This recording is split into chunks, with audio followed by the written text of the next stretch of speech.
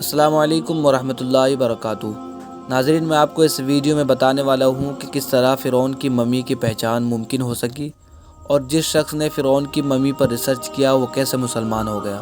تو آئیے سب کچھ اس ویڈیو میں جانتے ہیں، لیکن اس سے پہلے آپ سے گزارش ہے کہ ویڈیو کو آخر تک ضرور دیکھیں۔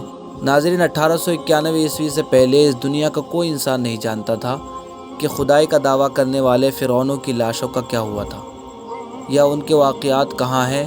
الہامی کتابوں میں تورات، بائبل اور قرآن پاک میں اس واقعہ کا ذکر تفصیل سے ملتا تھا کہ حضرت موسیٰ علیہ السلام اور بنی اسرائیل قوم کا پیچھا کرتا ہوا فرعون پانی میں غرق ہو کر اپنی فوج سمیت مر گیا تھا، جبکہ حضرت موسیٰ علیہ السلام اور ان کی قوم کو پانی نے اللہ کے حکم سے گزرنے کا راستہ دے دیا تھا۔ اس کے بعد اس کا کیا ہوا تھا، اس بارے میں بائبل اور تورات خاموش ہیں، لیکن قرآن پاک میں اس کے انجام کے بارے میں ایک بہت ہی عجیب بات کہی گئی تھی جس کی کسی کو سمجھ نہیں تھی کہ اس کا مطلب کیا ہے۔ خود مسلمان بھی اس بات کو پڑھ کر آگے گزر جایا کرتے، یہ سمجھے بغیر کہ اس بات کا اشارہ کس جانب ہے۔ سورہ یونس میں فرعون کے مرنے کے بعد اس کا انجام کچھ اس طرح فرمایا گیا تھا: پس ہم تیرے بدن کو سمندر سے نکال کر محفوظ کر لیں گے تاکہ تو بعد میں آنے والوں کے لیے عبرت بن جائے۔ ناظرین، یہ واقعہ آج سے 13,500 سال پہلے پیش آیا تھا۔ فرعون کے ڈوب کر مرنے کے بعد سمندر نے اس کی لاش کو اللہ کے حکم سے باہر پھینک دیا، جبکہ باقی لشکر کا کوئی نام و نشان نہ ملا۔ مصریوں میں سے کسی شخص نے ساحل پر پڑی اس کی لاش پہچان کر اہل دربار کو بتایا۔ فرعون کی لاش کو محل پہنچایا۔ درباریوں نے مسالے لگا کر اسے پوری شان اور احترام سے تابوت میں رکھ کر محفوظ کر لیا۔ حنوط کرنے کے عمل کے دوران ان سے ایک غلطی ہو گئی تھی۔ فرعون کیونکہ سمندر میں ڈوب کر مرا تھا اور مرنے کے بعد کچھ عرصہ تک پانی رہنے کی وجہ سے اس کے جسم پر سمندری نمکیات کی ایک تہ جمی رہ گئی تھی۔ مصریوں نے اس کی لاش پر نمکیات کی وہ تہ اسی طرح رہنے دی اور اسے اسی طرح حنوط کر دیا۔ وقت گزرتا رہا، زمین و آسمان نے بہت سے انقلاب دیکھے جن کے گرد کے نیچے سب کچھ چھپ گیا، حتیٰ کہ فرعونوں کی حنوط شدہ لاشیں بھی زمین کی تہوں میں چھپ گئی۔ ان کے نام صرف کتابوں، ان کی تعمیرات اور لوگوں کے ذہنوں میں رہ گئے۔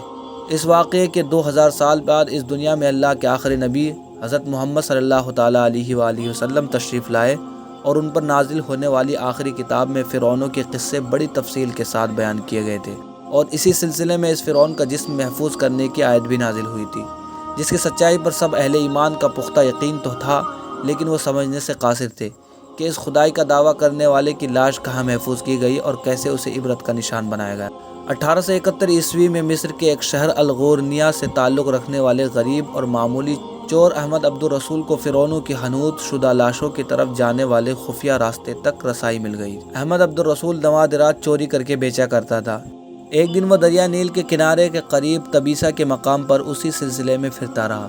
جب اسے ایک خفیہ راستے کا پتہ چلا، وہاں وہ نوادرات کی چوری کے لیے جگہ کھود رہا تھا۔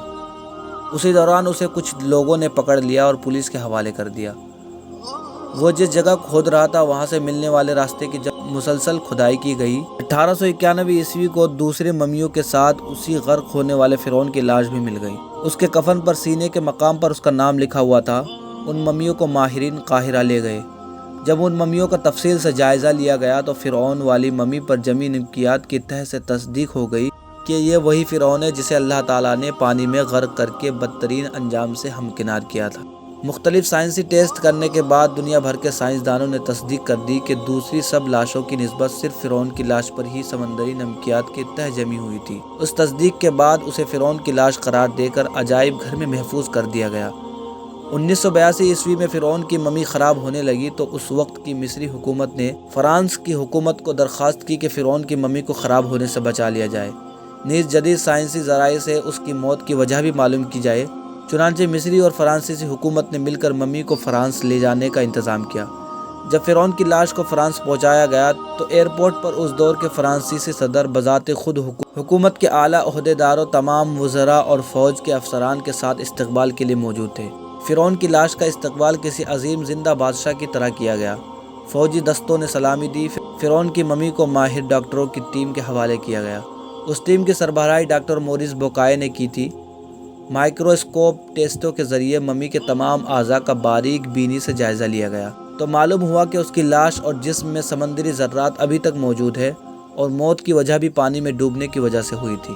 ایک بادشاہ کی موت پانی میں ڈوبنے کی وجہ سے ہو، یہ ڈاکٹر موریس کے لیے حیرت کی بات تھی۔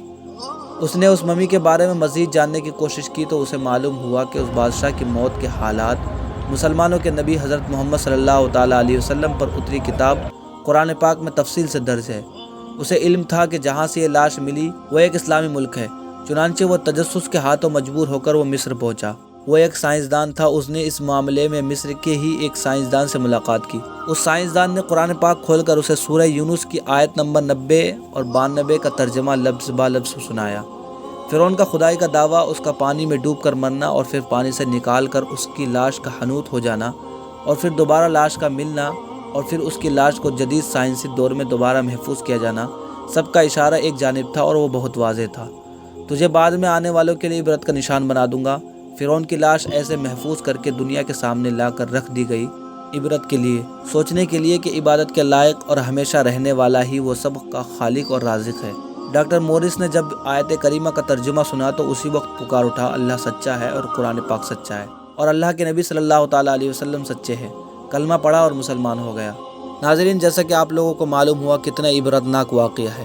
اللہ تبارک و تعالیٰ نے فرعون سے وعدہ کیا تھا کہ میں تجھے آنے والوں کے لیے عبرت کا نشان بنا دوں گا۔ ناظرین، وہ خدائی کا دعویٰ کرنے والا اس طرح مر گیا کہ اسے عبرت کا نشان بنا دیا گیا۔ ناظرین، فرعون جو اپنے آپ کو خدا کہلواتا تھا، لیکن اللہ تبارک و تعالیٰ نے اس کو عبرت کا نشان بنا دیا۔ ناظرین، اللہ تبارک و تعالیٰ ہی وہ ذات ہے جو عبادت کے لائق ہے، اس کے سوا کوئی اور معبود نہیں۔ اللہ تبارک و تعالیٰ کی بارگاہ میں دعا ہے کہ اللہ تعالیٰ ہم سب کو اہدنا الصراط المستقیم پر چلائے، آمین ثم آمین۔ ناظرین، یقیناً آپ کو یہ ویڈیو اچھی لگی ہوگی۔ اگر اچھی لگی ہو تو لائک، شیئر اور کمنٹ کریں اور ہمارے چینل کو سبسکرائب کرنا نہ بھولیں۔ جزاک اللہ۔